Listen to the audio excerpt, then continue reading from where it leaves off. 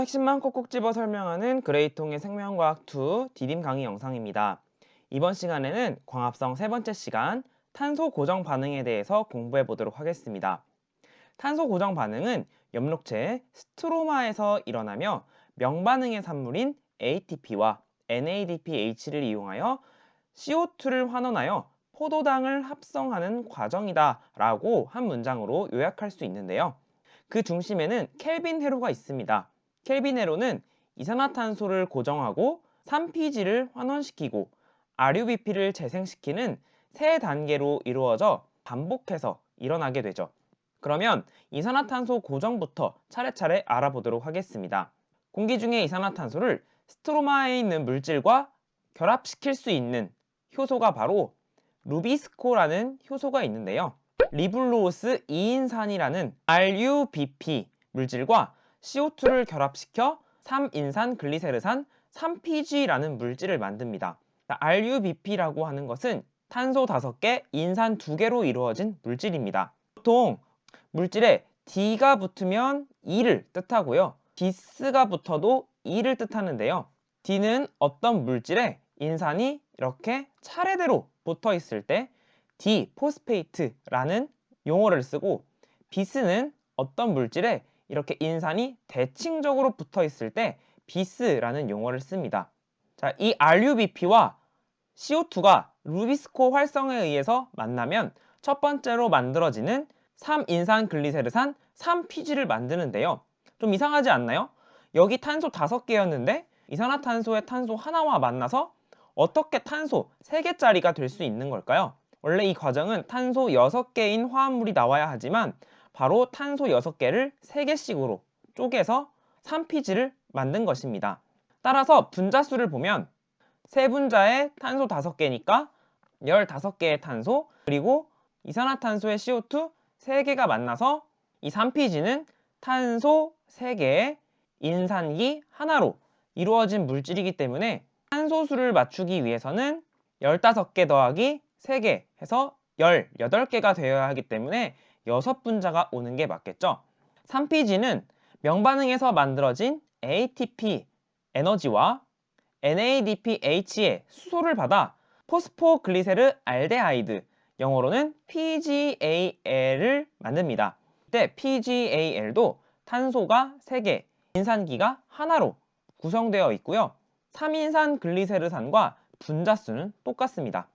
그래서 6분자이기 때문에 여기 6ATP가 있고요. 그리고 6NADPH가, 여기에서 나온 ADP와 NADP 플러스, 그리고 무기인산들은요, 명반응에 재사용된다 라고 알고 계시면 되겠습니다. 현재 PGAL까지 만들었는데요.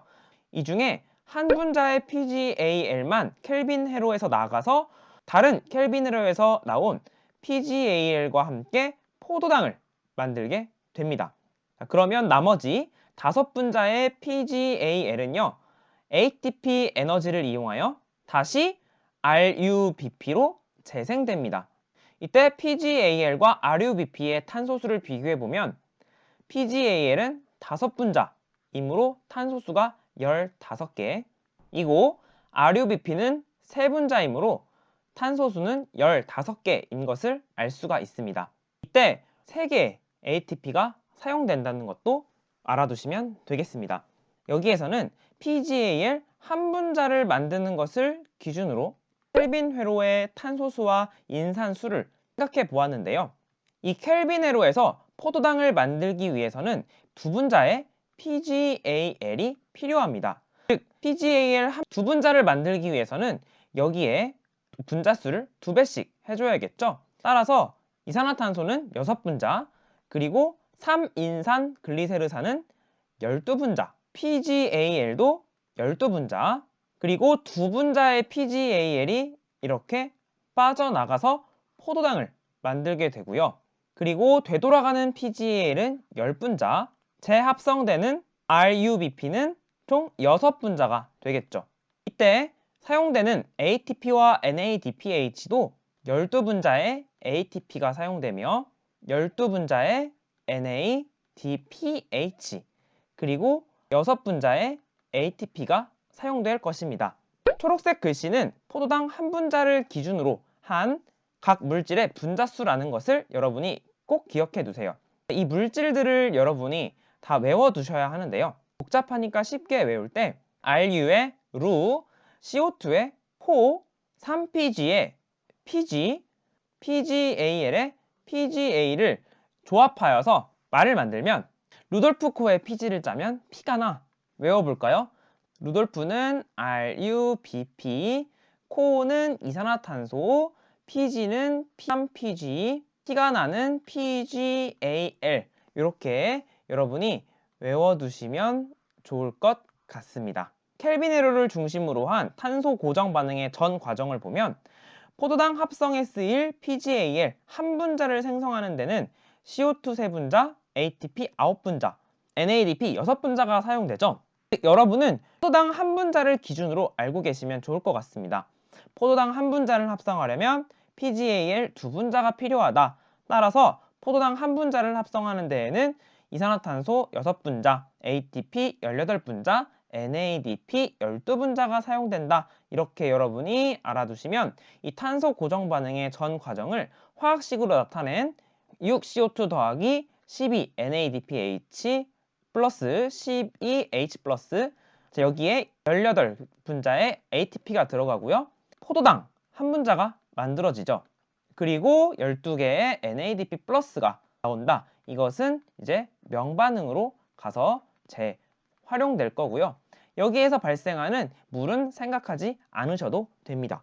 자, 마지막으로 켈빈이 어떻게 탄소 고정 반응을 발견했는지 실험을 보도록 하겠습니다. 광합성을 할 수 있는 조류인 클로렐라 배양액에 방사성 동위원소 14C로 표지된 14CO2를 계속 공급하면서 빛을 비추죠.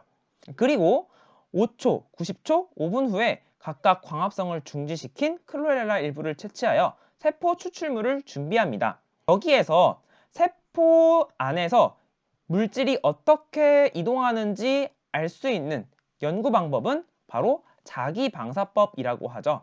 가끔 보기에도 나오니까 여러분이 알아두시고요. 세포 추출물을 크로마토그래피법으로 1차 전개합니다. 클로렐라 배양액에서 추출한 이 추출물을 이 원점에 찍고 그리고 용매를 이용하여 이렇게 1차로 전개합니다. 그리고 90도로 회전하여서 한 번 더 전개를 하게 되는데요. 1차 전개와는 다른 용매를 이용하여 이렇게 2차 전개를 해서 더 세분화한 크로마토그래피를 진행합니다. 이것을 바로 2차원 크로마토그래피라고 합니다. 자, 실험 결과를 보면요. 첫 번째로 발견된 물질이 바로 3PG였고요. 90초 후에는 3PG와 함께 PGAL과 6탄당 인산이 발견되었습니다. 자, 여기에서 6탄당 인산은요. PGAL이 포도당으로 합성되는 과정에서 중간 산물로 나오게 됩니다. 그래서 여기에서는 크게 신경 쓰지 않으셔도 될 것 같고요. 5분 후에는 3PG, PGAL, 그리고 포도당과 RUBP까지 물질이 관찰되었습니다.